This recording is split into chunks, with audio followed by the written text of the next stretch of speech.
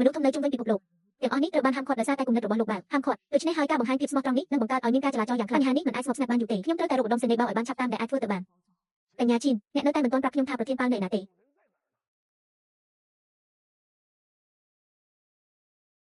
សៀវប៉ាល់តើអ្នករកឃើញការធនាគារនៅឯណាសូម្បីតែលោកជាងចេញក៏នៅទីនេះដែរអ្នកស្រីជាងបេជុនដែលជាម្ដាយមិនមែនជាអ្វីទេមនុស្សដែលមានអំណាចខ្លាំងជាងនេះទៀតនឹងមកពេលក្រោយម៉ាក់ខ្ញុំពិតជានឹងការពារអ្នកណាធ្វើឲ្យអ្នកខ្លាចជាគ្រួសារអ្នកមានលំដាប់លេខ1របស់ពិភពលោកតើម្ដាយនិងកូនស្រីនេះមកនៅទីនេះដោយរបៀបណាតើពួកគេមានទំនាក់ទំនងអ្វីជាមួយលោកបាវអារៈទុយនេះមានបញ្ហាខ្លាំងណាស់ម៉ាក់ឲ្យចាំខ្ញុំផងវាជាយូរមកហើយចាប់តាំងពីខ្ញុំបានឃើញឆែវជេងតើអ្នកហៅខ្ញុំថាអ្វីសៀវជាង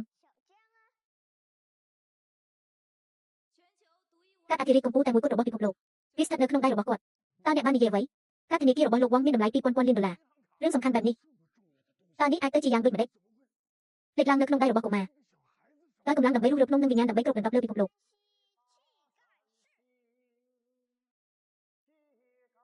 តើខ្ញុំហ៊ានស្លាប់ដោយរបៀបណា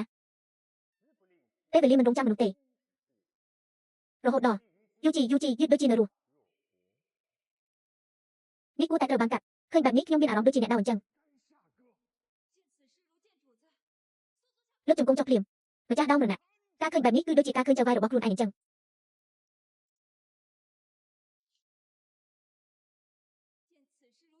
ចៅវាយប៉ាពិតជាត្រឡប់មកវិញមែនតើខ្ញុំនឹងធ្វើអ្វីនៅពេលក្រោយដែលខ្ញុំឃើញក្មេងស្រីនេះលោកវងថែមទាំងដឹងអំពីសញ្ញាពីរទៀតថាបុកគាត់មិនដែលចង់បង្ហាញព័ត៌មានណាមួយអំពីខ្លួនគាត់ឡើយក្មេងនេះពិតជាដឹងអ្វីទាំងអស់អំពីបាវចុងមិនសមមែនទេវាទំនងណាស់ដែលគាត់គឺជាអ្នកស្នងតំណែងពិតប្រាកដរបស់ឧត្តមសេនីយ៍បាវគាត់គឺជាសិស្សពិតរបស់ឧត្តមសេនីយ៍បាវគ្មានអ្វីចម្លែកទេដែលក្មេងនេះមិនខ្លាចខ្ញុំតតែសោះហើយហៅខ្ញុំថាសៀវជាងសំណាងល្អខ្ញុំមិនទាន់ខឹងនៅពេលនេះទេបើមិនដូច្នោះទេយើងនឹងធ្វើឲ្យចៅវាយវ័យក្មេងម្នាក់នេះអាក់អន់ចិត្តមានរឿងអ្វីកើតឡើងតួលេខសំខាន់ទាំងនេះហេតុអ្វីបានជាពួកគេទាំងអស់គ្នាលើកជង្គង់ចុះចំពោះក្មេងរពីនោះក្មេងម្នាក់នេះពិតជាមិនមែនជាមនុស្សធម្មតាទេខ្ញុំដឹងច្បាស់ពីអ្វីដែលអ្នកនឹងសត្វទុយនេះបានធ្វើអ្វី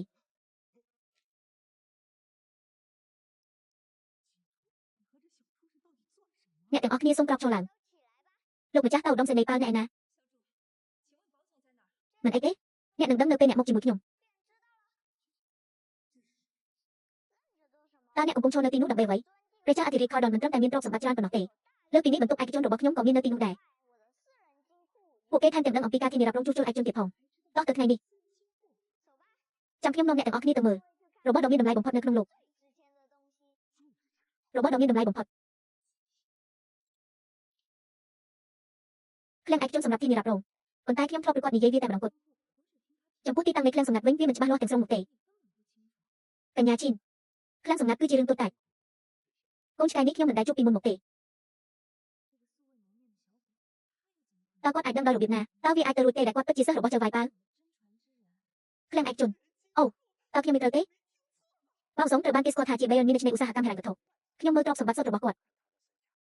លើពីពាក្យចាមអារាមចំនួន 2000 លានដុល្លារទៅទៀតឃ្លាំងឯកជនរបស់ខ្ញុំមានទីតាំងនៅទីនេះថ្ងៃនេះខ្ញុំចូលយើងពង្រីកការយល់ដឹងរបស់យើងជាវបាវទីតាំងនៃឃ្លាំងសម្ងាត់លោកបាវមិនដែលបង្ហាញវាទេគ្មានអ្វីចម្លែកទេដែលពាក្យចាប់ដើមលេចឡើងនៅលើកាតអធិរាជ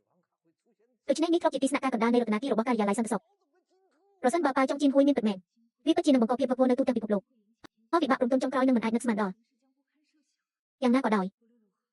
ខ្ញុំត្រូវតែរកលោកបាវឲ្យឃើញឲ្យបានឆាប់តាមដែលអាចធ្វើទៅបាន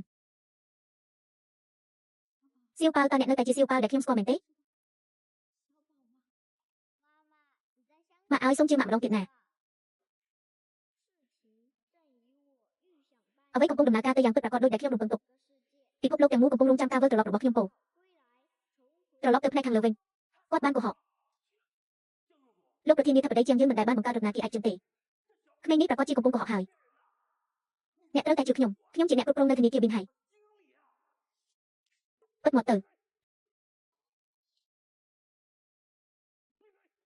ស្ងាត់ទៅអ្នកទាំងពីរអ្នកជាមនុស្សធំកុំឲ្យក្មេងនេះបោកប្រាស់អ្នកក្មេងតូចនោះចូលចិត្តកុហកណាស់ឥឡូវដល់វិញខ្ញុំលេងហើយឬក៏អ្នកអាចនាំយើងទៅបន្ទប់ស្តុកទុកបានទេ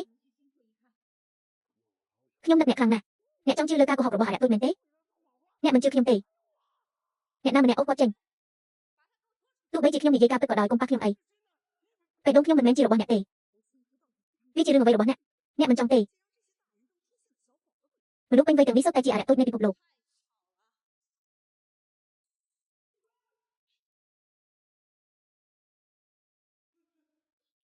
អ្នកពិតជាចិត្តល្អមែនកុំប៉ះខ្ញុំអី Vì đồng lạiសមត្ថភាពខ្លួនឯងហួសហេតុពេកតើអ្នកគ្រប់គ្រងធនាគារម្នាក់ហ៊ានជ្រៀតជ្រែកក្នុងកិច្ចការរបស់លោកប៉ាល់អ្នកចាត់ការទូទៅយ៉ាងដូចម្ដេចអាចកំបាំងមួយសូម្បីតែខ្ញុំអភិបាលក្រុងក៏មិនដឹងដែរតើបុគ្គលិកថោកទាបដូចគាត់អាចដឹងដោយរបៀបណាម៉ាក់ឲ្យចាំខ្ញុំផង